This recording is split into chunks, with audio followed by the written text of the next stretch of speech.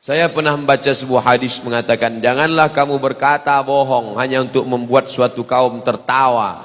Celakalah dia, celakalah. Tapi ada teman saya mengatakan Nabi pernah berbohong saat bercanda dengan sahabatnya. Beliau menutup mata sahabatnya dan berkata, andai saja kamu laku dijual. Kata teman saya, sahabat Nabi itu adalah seorang budak. Dari situlah dia mengatakan Nabi pernah berbohong saat bercanda. Karena mana mungkin seorang budak tidak laku dijual. Wa ana la akdzib. Aku tak pernah berdusta, kata Nabi. Sifat Nabi 4, siddiq, amanah, tabligh, fatanah. Nabi tak pernah berdusta. Kalau begitu Nabi tak pernah bercanda. Nabi bercanda. La yadkhulul jannata ajuzun. Tak masuk surga nenek-nenek.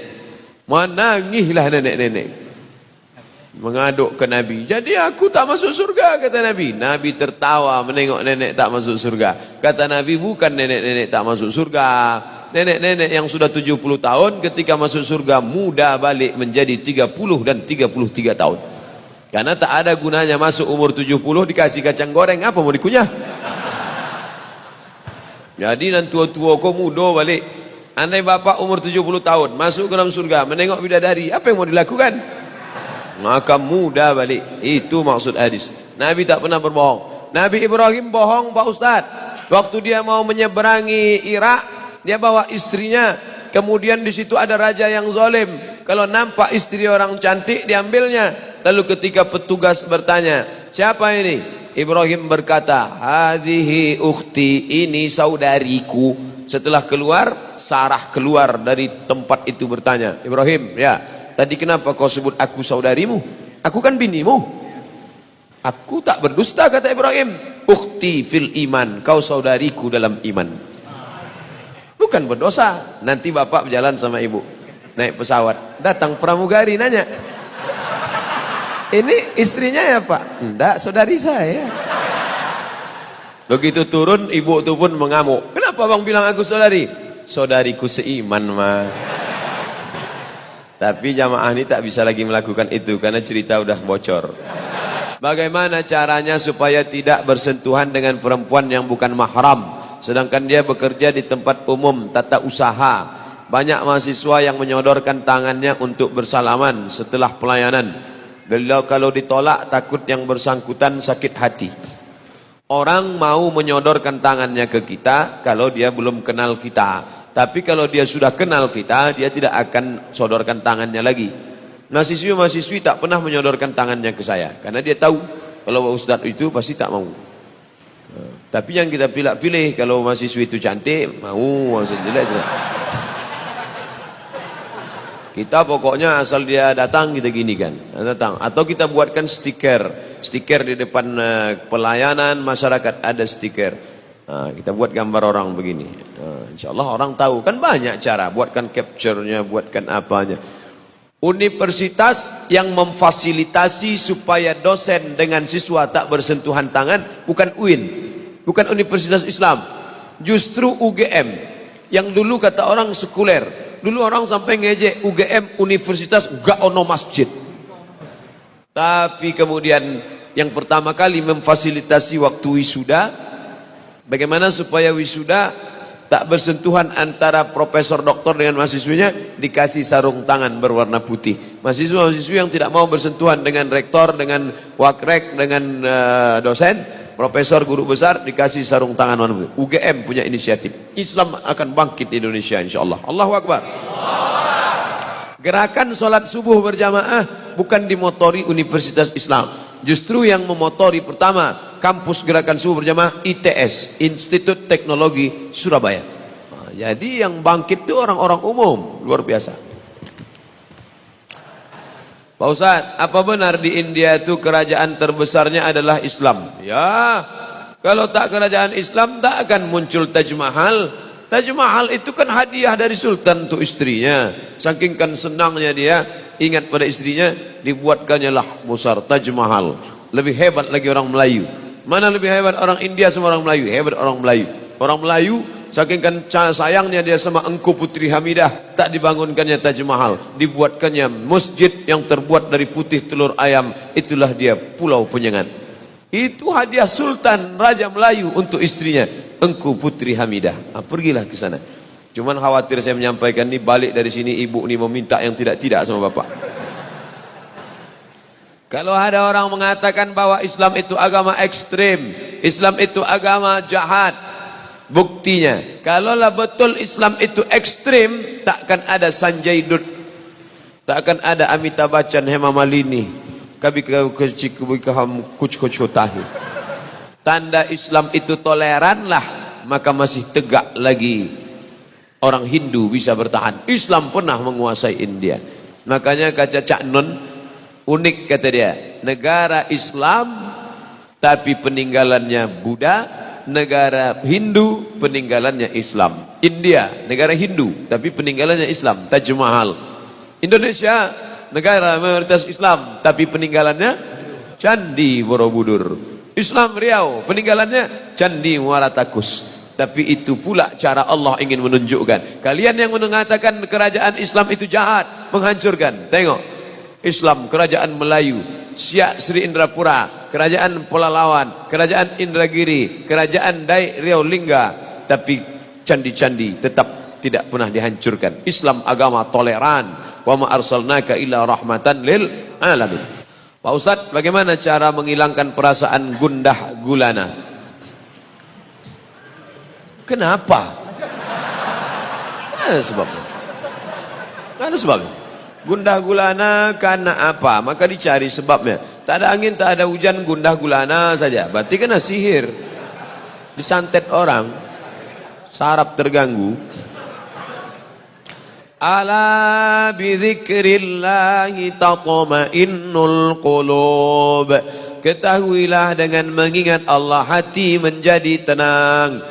Beli tasbih yang ujungnya ada mata 10, 100 sekali putar 100, geser 1, 100 kali 10 dengan 1000. Banyak berselawat. Allahumma salli ala sayyidina Muhammad wa ala ali Muhammad. Allahumma salli ala sayyidina Muhammad wa ala ali Muhammad. Allahumma salli ala sayyidina Muhammad. Bangun pagi, perjalanan ke kantor, ke sekolah, ke kampus, ambil, pegang tasbih 1000 lagi. Allahumma salli. Tak juga hilang Pak Ustaz. Coba dulu. Jangan mudah bilang tak hilang. Coba dulu. Coba besok. Tak juga hilang, SMS saya. Nanti saya kasih obat tidur. Ibu saya sakit Ustaz. Udah lebih setahun kena kanker. Udah berobat ke sana kemari. Sekarang kondisinya lemah. Udah tak tega lagi saya melihat. Yang ingin saya tanyakan, apa hukumnya jika saya udah tak tega melihat nama kesakitan, berdoa agar secepatnya dipanggil Allah SWT. Tak boleh. Tak boleh. La tatamannawnal mauta. Jangan kamu minta mati, tak boleh. Minta kepada Allah SWT supaya Allah mencurahkan rahmat kasih sayangnya. Nanti di akhir majlis kita sama-sama berdoa supaya Allah menurunkan rahmat, menenangkan hatinya. Dan tak ada yang mustahil bagi Allah. Innama amruhu iza arada syai'an ayakula lahu kun fayakun. Jangan menganggap kita lebih sayang daripada Allah. Allah itu lebih sayang daripada kita. Emak kita betul, tapi Allah lebih sayang. Cara Allah tak bisa kita pahami. Sedangkan cara emak tak bisa dipahami anak. Jangan kau main pisau, kata dia. Anaknya marah. Padahal tujuannya supaya jangan luka. Tapi logika anak tak tertangkapnya logika emak. Saya mau bertanya, saya tahu meninggalkan sholat itu berdosa. Tapi setan itu selalu menghasutku. Bagaimana cara mengatasinya? Kadang kita kasihan nengok setan. Kata setan, aku tak ada menggoda, kata dia. Kau aja yang tak sembahyang, kata dia. Udah lama aku berhenti dah, kata setan. Nanti muncul komisi perlindungan setan. Pak Ustadz, suami saya tak sholat. Bisa Ustadz kirimkan nomor Ustadz Saifullah supaya diruqyah, ya. Diruqyah Ustadz Saifullah 3 kali. Tak juga sembahyang. Tak ada respon. Memang tak ada jin di dalam. Memang dia aja malas. Kalau orang membeli rumah kita dengan KPR bank konvensional, apakah kita kena dosa riba? Ibu jual nasi, Minang Maimbau. Tiba-tiba datang orang beli nasi. Bu, nasi 3 bungkui, ndak pakai lamo. Apakah ibu bertanya, ini duitnya dari riba atau dari mana nih? Bapak jual semen, semen dan kerikil. Tiba-tiba datang orang, Pak, agi yang bos semen 3 sak. Apakah bapak bertanya, ini duitnya dari riba apa dari mana? Kita tak perlu tanya, yang penting yang kita jual itu halal. Yang tak boleh itu barang yang kita jual, ini haram. la'anallahu akilar riba, naha Rasulullah SAW an samanil kalbi. Nabi melarang samanil kalbi, jual anjing. Wa mahril baghi, duit hasil WTS, prostitusi. Wa ulwanil kahin, duit hasil dukun. Ki Joko Bodo, Ki Gendeng Pamungkas, dukun, tak boleh. Kalau penasihat spiritual Pak Ustadz, podo sami mawon. Kapan kita harus melakukan sujud sahwi dalam sholat dan bagaimana melakukannya? Dalam kitab Al-Um, penulisnya murid Imam Syafi'i. Al-Um artinya emak, induk segala kitab. Al-Um, Imam Syafi'i. Siapa yang lupa kunut subuh, maka dia sujud sahwi. Sami Allahu liman hamidah. Mestinya angkat tangan. Allahumma adina fi man hadain wa afina fi man afait. Lupa dia baca kunut subuh, langsung dia Allahu Akbar. Maka sebelum salam dia sujud sahwi. Bil alamina innaka hamidum majid. Allahumma ighfir lima qaddamtu wa ma akhartu wa ma asrartu wa ma alantu wa ma asraftu wa ma ta'lamu bi minni antal muqaddim wa antal muakhiru la ilaha illa anta subhanaka inni kuntu minadh dhalimin. Allahumma inni a'udzubika min adzabi jahannam wa min adzabil qabri wa min fitnatil mahya wal mamat wa min syarri fitnatil masiihid dajjal. Sebelum salam sujud sahwi. Allahu Akbar. Subhana man la yanamu wa la yashu. Maha suci Allah yang tak tidur dan tak lupa. Allahu Akbar. Duduk antara dua sujud, dua kali sujudnya. Sujud lagi. Subhana man la yanamu wa la yashu. Allahu Akbar. Baru salam. Assalamualaikum warahmatullahi. Assalamualaikum warahmatullahi. Bagi yang tak mau baca subhana man la yanamu wa la yashu, tetap baca doa sujud. Subhana rabbiyal a'la wa bihamdi. Ustaz, apa hukumnya kita listrik setiap bulan tarifnya naik, bukan turun subsidi, sedangkan pemakaian hari-hari tak bertambah? Apa kami berdosa karena negara zalim pada kami?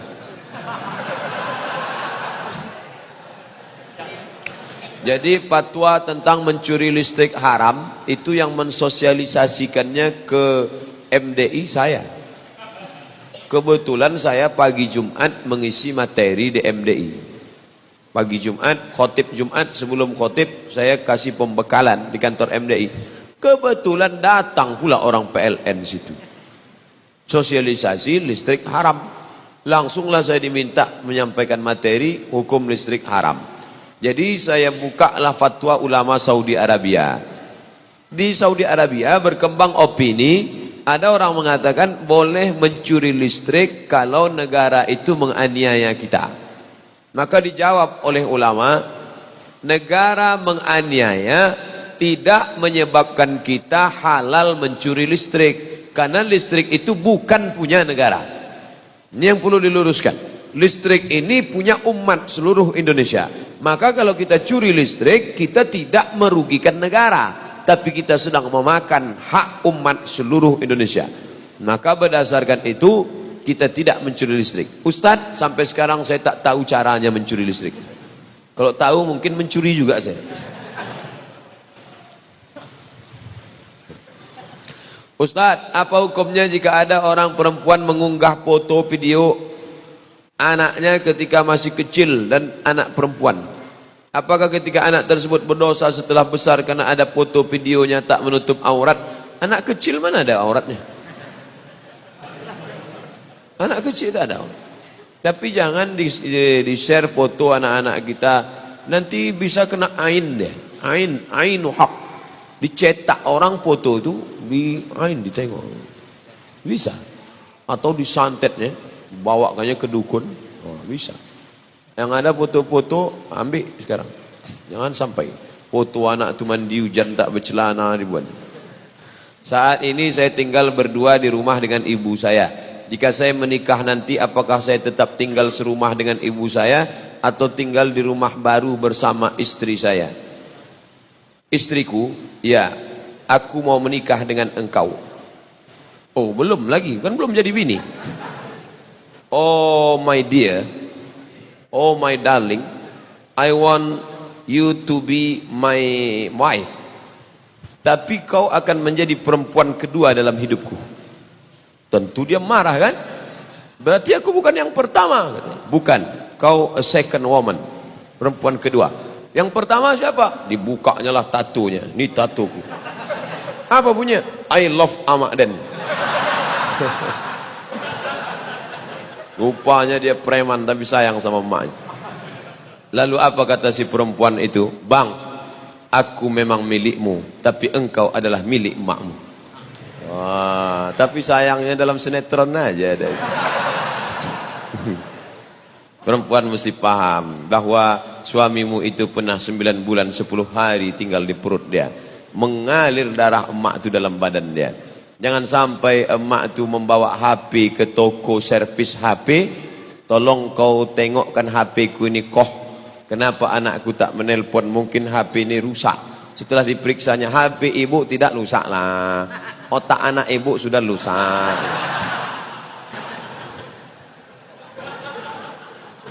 Jangan sampai datang mak tu ke rumah kita mau meminjam duit 100.000 untuk buka puasa. Tak berbuah sawitku nak, pinjam duit kau 100.000, aku nak buka puasa. Kejap ya mak, ku tanya biniku dulu.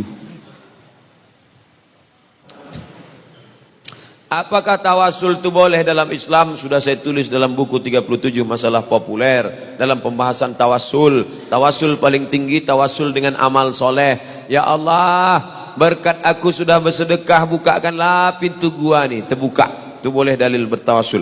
Makanya tadi kita bertawasul dengan Al-Fatihah. Nanti sebelum baca doa kita bertawasul ala hazihin niyah Al-Fatihah, bertawasul dengan Fatihah. Bertawasul yang kedua, tawasul dengan Nabi Muhammad. Allahumma inni as'aluka bijahi Nabi Muhammad. Tawasul yang ketiga dengan orang soleh. Di antara orang soleh yang diyakini kewaliannya menurut Imam Nawawi, Syekh Abdul Qadir Jailani. Kata Imam Nawawi, salah satu dari wali Allah Subhanahu wa taala. Bertawasul dengan Syekh Abdul Qadir Jailani. Bagaimana tawasul yang baik? Allahumma inni atawassalu ilaika. Aku bertawassul kepada engkau bi barakati, barakat kaza wa kaza. Ini dan ini. Bukan minta kepada Syekh Abdul Qadir. Jangan minta kepada Abdul Qadir Jailani. Tak ada orang minta, "Hai Syekh Abdul Qadir Jailani, tolonglah." Itu minta kepada jin hantu tu.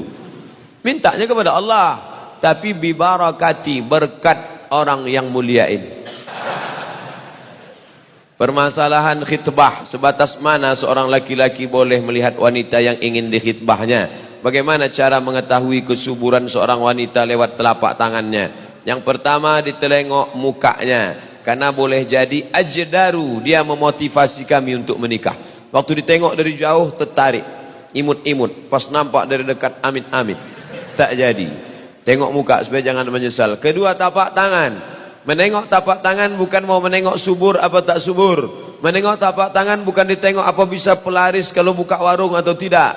Menengok tapak tangan untuk ditengok kasar atau tidak. Kalau kasar berarti dia budak hamba sahaya, tak siap nikah sama orang susah. Tapi kalau dia halus, ada pun orang mengatakan tapak tangan di situ ada tanda kesuburan, diginikan begini, kalau nampak tiga anaknya begini, itu tak betul. Itu namanya ilmu katurangan. Ilmu katurangan pernah ditulis dalam sebuah buku oleh Syekh Soleh Sarat Al-Samarani. Soleh Darat Al-Samarani, salah satu gurunya Mbah Hasyim Asy'ari. Tapi ilmu itu dia tulis berdasarkan kebanyakan. Ilmu katurangan dari ilmu kuda. Orang membeli kuda ditengoknya. Kalau kaki kuda itu begini, begini sifatnya. Kalau begini kepala kuda itu begini sifatnya. Itu ilmu kebanyakan. Katanya ilmu itu bisa juga pada manusia. Kalau telinganya begini, begini sifatnya. Kalau tangannya begini, begini sifatnya. Pernah dijadikan disertasi S3 di Universitas Islam IAIN Semarang. Siapa yang mau cari ilmu ini, cari. Mungkin masih ada disertasinya di Semarang. Tapi yang dalam hadis itu hanya disebut untuk menengok dia kasar atau tak kasar. Jangan cari yang terlalu susah. Susah kau mencari makannya. Jangan terlalu kaya, tak terasanya garam engkau. Jangan cari terlalu cantik, nanti kau dituduh orang punya pelet. Jangan cari terlalu susah, nanti malu kau bawa dia undangan. Tolong doakan saya Ustaz Abdul Somad tercinta supaya saya segera mendapatkan pekerjaan yang halal dan istri yang solehah dan bisa naik haji. 3 ya. Kerja halal, bini solehah, naik haji. InsyaAllah. Sakit, halal, naik haji. Ini request. Ustaz, dalam pembagian warisan apakah boleh sesuai kesepakatan kakak beradik? Tak dipakai hukum Islam. Lidzakari mislu hazzil unsayain. Adik beradik 4 orang, laki 2 orang, perempuan 2 orang. Meninggal mak, meninggal ayah, cuman 4 ini. Lalu kata mereka, kita bagi sama aja lah. Kenapa tinggal 1 M?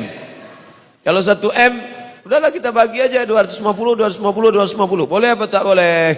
Maka dalam fatwa Asy-Syabakah Al-Islamiyah boleh, syaratnya 3. Pertama, semuanya sudah akil balik. Kalau ada satu tak akil balik, ada satu cacat mental, tak boleh. 2, masing-masing tahu jatahnya berapa. 3, yang berlebih mengikhlaskan sebagai sedekah. Otomatis si abang laki-laki 2 ini berlebih nih. Maka yang perempuan ini kurang. Maka si abang ini mengatakan, ambillah ini, takkan kungkit-ungkit sedekah. Abang ini mungkin tak bermasalah, cuman kakak iparnya di sini letak. Maka kalau tengok dulu, kalau abang ini termasuk ikatan suami takut bini, masalah.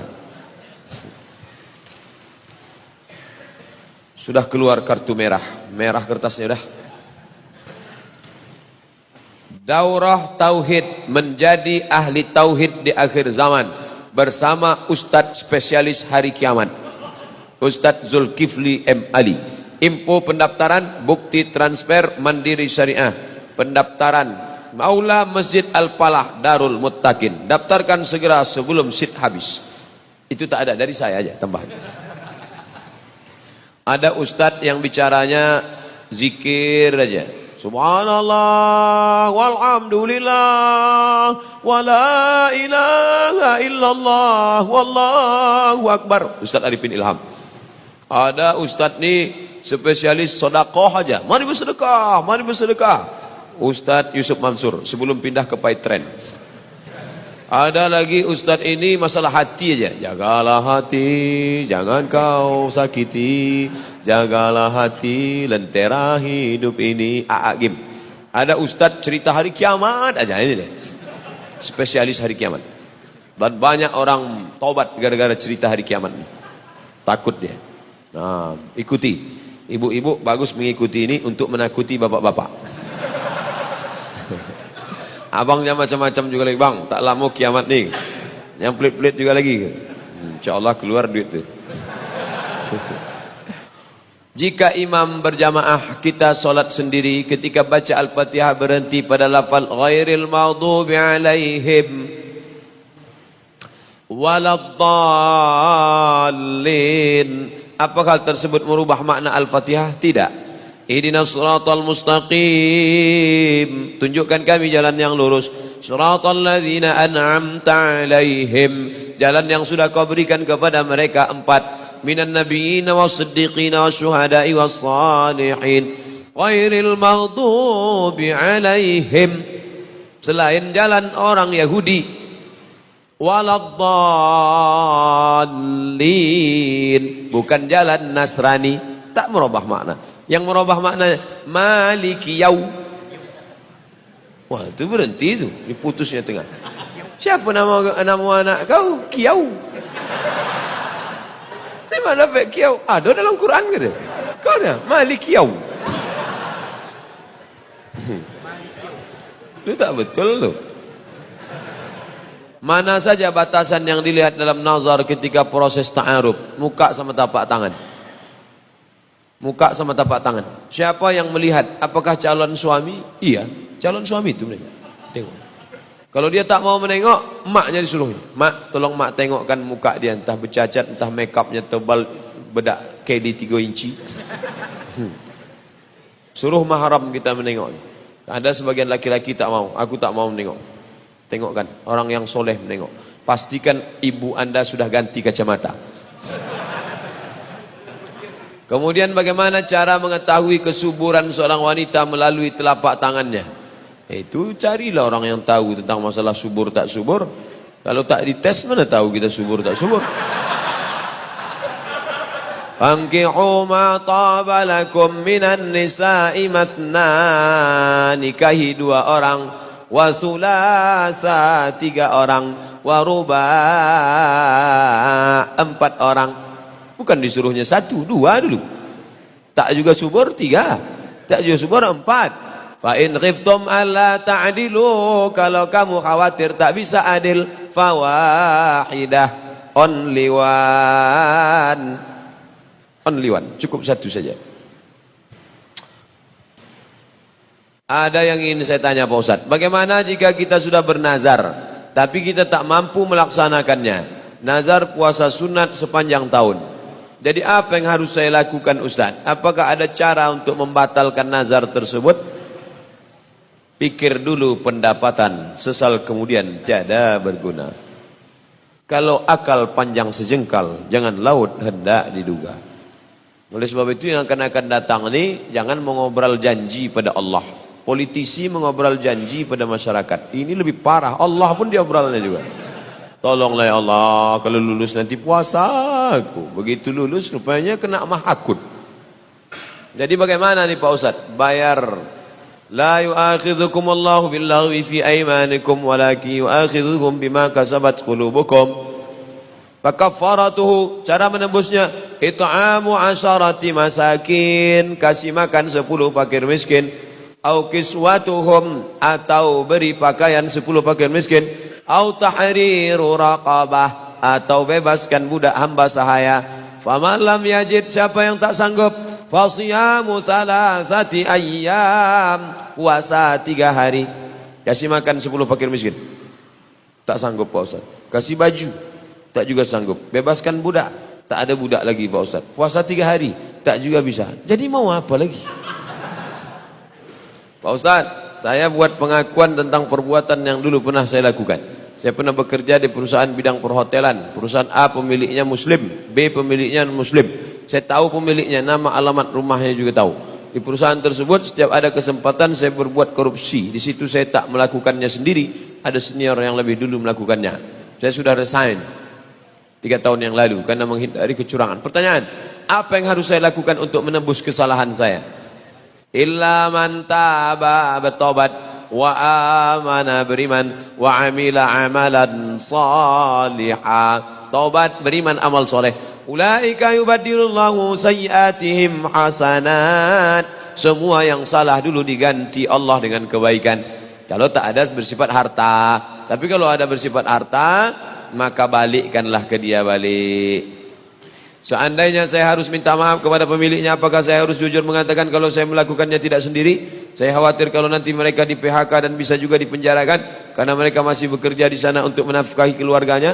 Kalau banyak pertimbangan tak jadi tobat. Makanya ada buku kecil judulnya Uridu an atub walakin ... Uridu an atub walakin, aku mau bertobat tapi, kalau pakai tapi tak jadi bertobat. Apakah kerja di hotel yang ada menjual minuman beralkohol itu haram hukumnya? Ya. Karena masuk berkoalisi dia di dalam itu. Kita jangan belanja ke tempat yang ada jual alkohol. Karena dia masuk dalam barang-barang yang dijual. Pilih toko Muslim. Allah, Ustaz Somad itu kemarin nampak kami belanja di tempat yang ada jual alkohol, tak ada barang itu di tempat lain, hanya ada di situ saja. Maka saya cari di situ.